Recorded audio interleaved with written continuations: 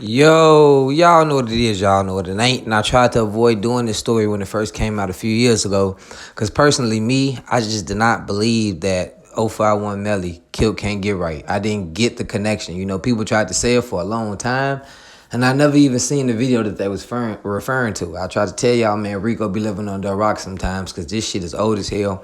And I think it was at a balloon release for one of the fallen guys from EBT, STL, Gyro type shit. And we all know Melly is a BD from 051. Originally a BD, but, the way circumstances played themselves out, he's also BDK.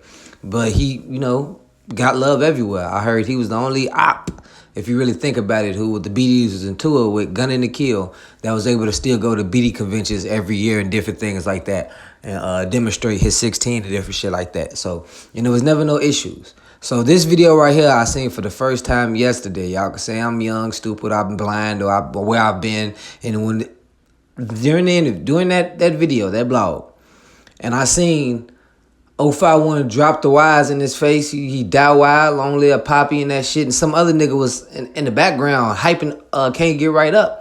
Duck was laughing. He turned around, looked. He was always the one to most definitely keep the peace between the groups.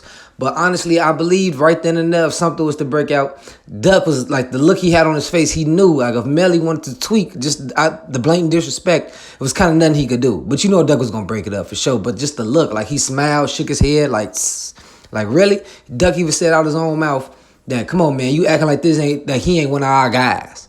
Obviously, he ain't one of the guys if one of the guys disrespecting one of the guys. And Melly whole face during that time was like, ooh, I'm gonna get you, sucker. He had one of them type of faces too. On 4-on-4, he had one of them type of faces like revenge was lurking around the corner looking ass for. Like, if you sleep, you better sleep with one eye open because I'm gonna be right there, shorty. That's the look he had on his face. It was like silent but deadly. He was just looking. He wasn't saying nothing. He didn't get mad. He didn't let his emotions take over. That's what was a little scary about that video. You know what I'm saying? Just by hearing whatever you hear about Melly and seeing a person like that being so cool, calm, and collected and able to control their intrusive thoughts. Like, seeing somebody drop the wires in your face, knowing you from there, had to be disrespectful. Was one of them things like, you know how you get that little sharp pain in the heart or the stomach when something happened that you don't like?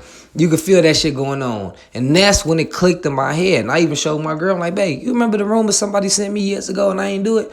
Look at this. And she watched it with me. She said, ooh, I could see somebody dying behind that. And I always show my girl shit like that and get her raw opinion because she's not in tune with all of this drill shit like y'all is or like me as well.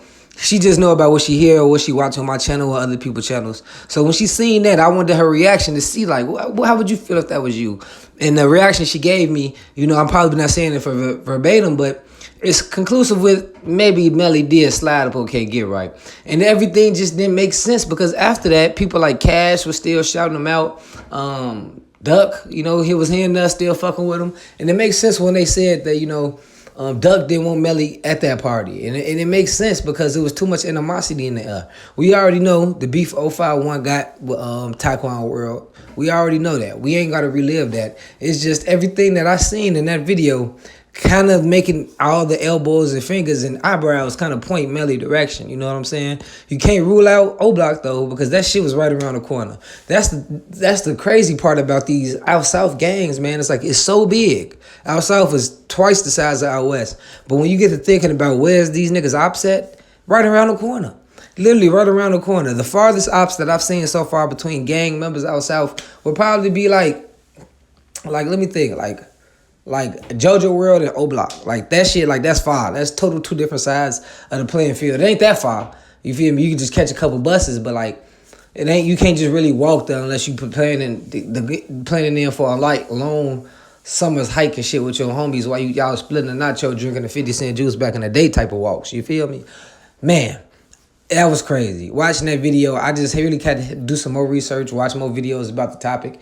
Melly, he had beef with being a black. We all know about allegedly what happened with Richie Jerk. Melly was beef with a lot of different people throughout Chicago, man. So to see him add somebody who's quote unquote the guys to his list isn't unbelievable. Get in the comment section and let me know what y'all think below. I'm gone.